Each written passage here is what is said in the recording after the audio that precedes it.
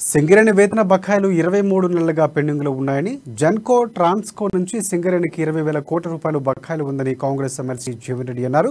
రాష్ట్ర ప్రభుత్వం సింగరేణి తన ఇష్టం వచ్చినట్లు వాడుకోవాలని చూస్తుందంటూ విమర్శించారు. గాంధీ భవన్లో ఆయన మాట్లాడుతూ ఒకప్పుడు లాభాల్లో ఉన్న సింగరేణి ఇప్పుడు అప్పుల్లో కూరుకుపోతుందని చెప్పారు. బొగ్గు తవ్వకాలు కాంట్రాక్టు పరం చేయడంతో కార్మికుల సంఖ్య కూడా తగ్గిపోయిందని చెప్పారు. 33 జిల్లాలో ప్రభుత్వ ఖర్చుతో మెడికల్ కాలేజీలు ఏర్పాటు చేస్తున్నామన్న ప్రభుత్వం రామగుండంలో మాత్రం సింగరేణి నుంచి ఫండ్స్ తీసుకుంటుందని చెప్పారు. అప్పట్లో సింగరేణికి 400 కోట్ల రూపాయలు కేటాయించి లాభాల బాట పట్టేలా చేసింది కాంగ్రెస్ పార్టీ అని ఆయన గుర్తు చేశారు.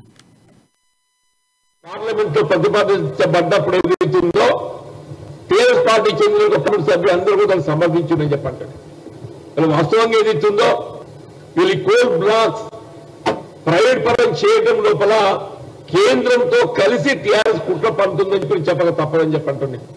మీరు ఏ కార్మిక శ్రమతో ఏదైతుందో ఇలా సింగరేణి కొనసాగుతుందో వాటి రావాల్సిన బకాయిలు మీరు తక్షణమే చెల్లింపు చేయబడే విధంగా తెలంగాణ జెన్కో కానీ ట్రాన్స్కో కానీ రాష్ట్ర ప్రభుత్వ ఆలోచన విధానానికి అనుగుణంగా కొనసాగుతున్నాయి. 20,000 కోట్లు బకాయి పడడానికి కారణం కూడా ప్రత్యక్షంగా రాష్ట్ర ప్రభుత్వమే బాధ్యులు. 5,000 కోట్లు ఏదైతే ప్రభుత్వానికి చెల్లింపు చేయబడే విధంగా తక్షణమే మీరు చర్యలు చేపట్టాలని చెప్పంటూ నేను అట్లా ఏదైతుందో మరి చెల్లించాల్సిన ఒక 11th వేజ్ బోర్డు బకాయిలు ఏదైతుందో మీరు తక్షణమే మీరు కోల్ ఇండియా ఏదైతుందో వాళ్ళు ఆల్రెడీ చెల్లింపు చేయబడే విధంగా